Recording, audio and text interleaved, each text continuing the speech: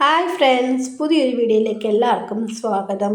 ഇന്ന് നമുക്കൊരു ഗോതമ്പട ഉണ്ടാക്കിയാലോ. ഗോതമ്പട എന്ന് പറഞ്ഞാൽ ഞങ്ങളുടെ അവിടെ ഈ അടയ്ക്ക് പറയുന്ന പേര് ഓട്ടട എന്നാണ്. അപ്പം നമുക്ക് ഈ അട എങ്ങനെയാണ് ഉണ്ടാക്കുന്നതെന്ന് കാണാം. ആദ്യമായി നമ്മൾ ഒരു പാത്രത്തിനകത്തോട്ട് ഒരു 3 തവി ഗോതമ്പൊടി എടുത്തിട്ടുണ്ട്. ഞാൻ വലിയ തവിക്കാണ് ഗോതമ്പൊടി എടുക്കുന്നത്. നിങ്ങൾ കപ്പിനെടുത്താലും മതിയാകും. അപ്പോൾ 3 തവി ഗോതമ്പൊടി ഒരു പാത്രത്തിനകത്തോട്ടിട്ട് അതിനകത്തോട്ട് ആവശ്യത്തിനുള്ള ഉപ്പും കൂടെ ഇട്ട് നമുക്കൊന്ന് ഇളക്കിയെടുക്കണേ.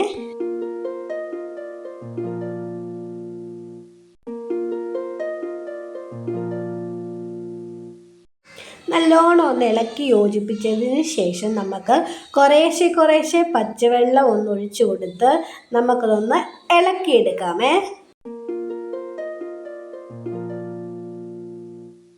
അപ്പം ദാണ്ടിത് കുറേശ്ശെ വെള്ളം ഒഴിച്ച് ഞാൻ കുഴച്ചെടുത്തിട്ടുണ്ട്. ഈ രീതിയിൽ വേണം നമുക്കിതൊന്ന് കുഴച്ചെടുക്കാനേ.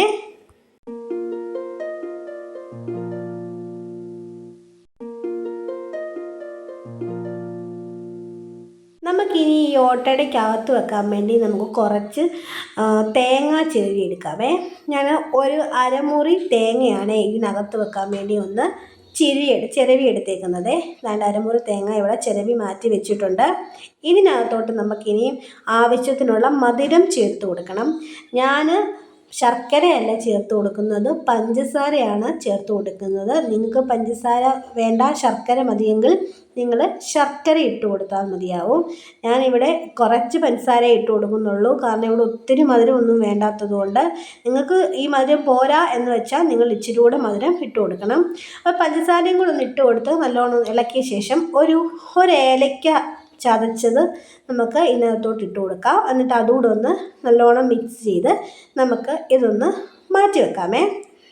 നമുക്ക് ആ മാവ് നമുക്കൊന്ന് വാഴയില പരത്തിയെടുക്കാമേ. ഞാനിവിടെ വാഴയില എടുത്ത് കഴുകി വൃത്തിയാക്കി വെച്ചിട്ടുണ്ട്. ഇതിനകത്തോട്ട് കുറച്ച് മാവിട്ട് കൊടുത്ത് നമ്മൾ കൈ ഒന്ന് നനച്ചിട്ട് നമുക്കിത് ആ വാഴയിലയിൽ നല്ലോണം ഒന്ന് പരത്തിയെടുക്കാമേ. കട്ടി കുറച്ച് നല്ലോണം ഒന്ന് പരത്തിയെടുക്കാമേ.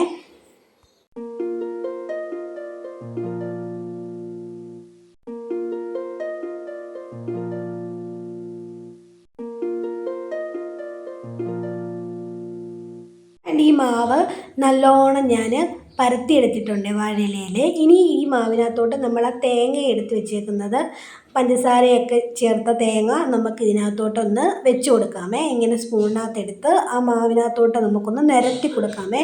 പകുതി ഭാഗത്തോളം നമുക്കിതൊന്ന് നിരത്തി കൊടുക്കണം. എന്നിട്ട് നമുക്ക് ഇതൊന്ന് മുഴുവൻ നിരത്തിയതിന് ശേഷം നമുക്ക് അതൊന്ന് അടച്ചെടുക്കാമേ.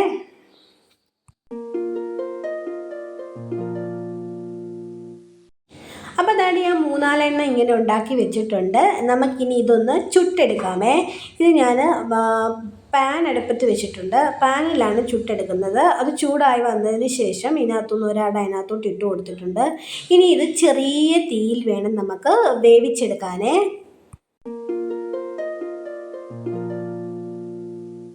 അപ്പം ഞാനിതൊന്ന് മറിച്ചിട്ടിട്ടുണ്ട്. ഒരു ഭാഗം വെന്തായിരുന്നു, അപ്പം തന്നെ മറിച്ചിട്ട് മറ്റു ഭാഗം കൂടെ നമുക്ക് വേവിച്ചെടുക്കാമേ. അപ്പം ദാണ്ട് നമ്മുടെ ഓട്ടട 2 ഭാഗവും വെന്ത് നല്ല സൂപ്പറായിട്ട് വന്നിട്ടുണ്ട്. അപ്പം നമുക്കിത് പാനിൽ നിന്ന് മാറ്റാം.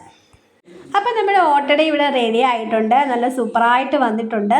നിങ്ങൾക്കിത് 4 മണി പലഹാരമായിട്ടോ ബ്രേക്ക്ഫാസ്റ്റ് ആയിട്ടോ എങ്ങനെ വേണമെങ്കിലും കഴിക്കാൻ സാധിക്കുമേ. അപ്പം ഈ വീഡിയോ നിങ്ങൾക്ക് ഇഷ്ടപ്പെട്ടാൽ ലൈക്ക് ചെയ്യണം, ഷെയർ ചെയ്യണം. അപ്പം നിങ്ങൾ ഈ റെസിപ്പി വീട്ടിലുണ്ടാക്കി നോക്കാൻ മറക്കല്ലേ.